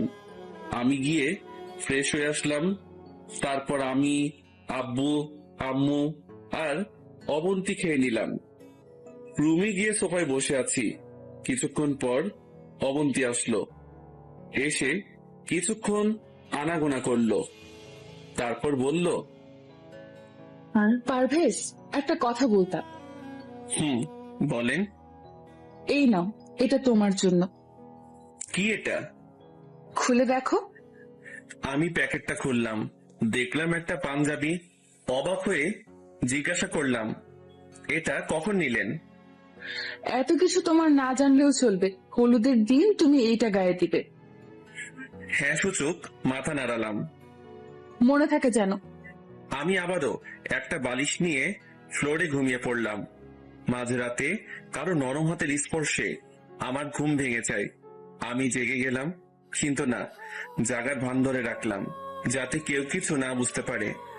আমি আস্তে আস্তে চোখ মেলে তাকিয়ে দেখি অবন্তী আমার পাশে বসে মাথায় হাত বুলাচ্ছে আর কান্না করতেছে। আমি বুঝেও না বুঝার ভান করে শুয়ে আছি। ভালোই লাগতেছে। বিয়ের পর এই প্রথম ওর স্পর্শ পেলাম। কিছুক্ষণ পর আমি চোখ বন্ধ করে বললাম, অনেক হয়েছে, এবার ঘুমিয়ে পড়ুন। অবন্তী আমার কথায় অবাক হয়ে যায়। তাড়াতাড়ি বসা থেকে উঠে খাটে চলে যায়। আমি ওপাশ হয়ে ঘুমিয়ে গেলাম। সকালবেলা রেডি হয়ে কাজে যাচ্ছি, এমন সময় আব্বু আর অবন্তী আমার সামনে পথ আটকে দাঁড়ালো। কিরে পারভেজ, কই যাস? কই আবার, কাজে। কালকে তোকে কি বললাম? আমার বান্ধবীর বিয়ে যে, সে কথা বলিনি? মনে আছে। তাহলে কাজে কেন যাচ্ছিস? সারাদিন বাসায় থেকে কি করব? বিয়েতে যাব সন্ধ্যায়। সন্ধ্যায় গেলে খাবি কখন? আরে ধুর, আজকে বিয়ে না, আজকে গায়ে হলুদ, সো সন্ধ্যায় গেলে হবে। প্লিজ একটু তাড়াতাড়ি আসিও। আমি আর কিছু না বলে বেরিয়ে গেলাম। সারাদিন কাজ শেষ করে বিকেল বেলা বাসায় চলে আসলাম। এসে দেখি অবন্তী আগে থেকে রেডি। আমিও ফ্রেশ হয়ে রেডি হলাম। অবন্তী একটা ব্যাগে কাপড় চোপড় নিয়ে নিল। তারপর আব্বু আম্মুকে বলে বেরিয়ে গেলাম। একটা সিএনজি নিলাম। অনেকক্ষণ পর বিয়ে বাড়িতে গিয়ে পৌঁছালাম। চারপাশ খুব সুন্দর করে সাজানো। বাড়িতে গেলাম। অবন্তীকে দেখেই ওর ফ্রেন্ড জড়িয়ে ধরলো। তারপর আমার সাথে পরিচয় করিয়ে দিল। তারপর একটা রুম দেখিয়ে দিয়ে বলল সেখানে যেতে। আমি ওখানেই গিয়ে বসলাম। রাতের বেলা একা একা ভালো লাগছে না। এদিক ওদিক হাঁটতেছি, এমন কিছু একটা সাথে ধাক্কা খেলাম। তাকিয়ে দেখি একটা মেয়ে আমার দিকে না তাকিয়ে বলতে লাগলো, ওই মিয়া, চোখে দেখেন না? দিলেন তো শাড়িটার 12টা বাজিয়ে। তারপর আমার দিকে তাকালো। আমি তো ওরে দেখি একটা টাস্কি খেলাম। এটা যে লিমা, আমার ক্লাসমেট। আমাকে দেখে বলতে লাগলো, আরে পারভেজ, তুই? কি রে তুই, কি অবস্থা তোর? আমি তো ভালোই আছি, তোর কি খবর? আছি আলহামদুলিল্লাহ। তো বিয়েতে আসলি নাকি? তুইও কি সেম? আমার মামাতো বোনের বিয়ে। মাহি তোর কি হয়? অবন্তীর বান্ধবী। অবন্তী কে? তোর ভাবি। কি, তুই বিয়ে করেছিস? হারামি, একটু বললিও না। সরি রে, হুট করেই বিয়েটা হয়ে গেছে। হইছে। চল আমার কাজিন গুলার সাথে তোর পরিচয় করিয়ে দেই। সবার সাথে তো পরিচিত হলাম। অবন্তীর জামাই হিসেবে হইছোস, আমার বন্ধু হিসেবে তো আর হোসনি। চল তো। আচ্ছা ঠিক আছে চল। তারপর লিমার সাথে গেলাম। সবার সাথে আবারও পরিচিত হলাম। তারপর আমি আর লিমা কলেজের কথাগুলো মনে করে খুব হাসাহাসি করতেছি। অন্যদিকে চোখ পড়তেই দেখি অবন্তী তাকিয়ে আছে আমাদের দিকে। আমি ওরে দেখে আরো জোরে হাসতে শুরু করলাম। অবন্তী হঠাৎ করেই এসে আমাকে হাত ধরে টেনে নিয়ে যায়। ওই এখানে কি করো? দেখেন না কি করি, আড্ডা দিচ্ছি। আড্ডা দিচ্ছ মানে? ওই মেয়েটা কে? ও আমার বেস্ট ফ্রেন্ড। কি, তোমার মেয়ে বেস্ট ফ্রেন্ড আছে? কই, আগে তো কখনো শুনিনি। আপনাকে কেন সবকিছু বলবো? আমার পার্সোনাল ব্যাপার আমার কাছে থাকবে। আচ্ছা, খেয়ে যাও। আপনি খেয়ে নেন, আমি ওদের সাথে খাবো। একটু ভাব নিলাম। কাদের সাথে? আমার ফ্রেন্ড আর ওর কয়েকজন বান্ধবী। অবন্তী কিছু না বলে রাগ দেখিয়ে চলে গেল। আমি দাঁড়িয়ে দাঁড়িয়ে হাসতেছি। এমন সময় পেছন থেকে কেউ একজন টোকা দেয়। তাকিয়ে দেখি লিমা। কিরে, তোর বউ তো রেগে গেল? না, রাগিনি। পারভেজ ভাই, তুই আর আমার সাথে কথা বলিস না, পরে দেখবি তোরে চিবাইয়া খাইবো। শোন, তোকে একটা অভিনয় করতে হবে। কি অভিনয়? সব শিখিয়ে দিলাম। না ভাই, আমি পারবো না, তুই অন্য কাউকে বল। তোর বউ যে রাগী, পরে আমার মাথা ফাটাবে। প্লিজ না করিস না, তুই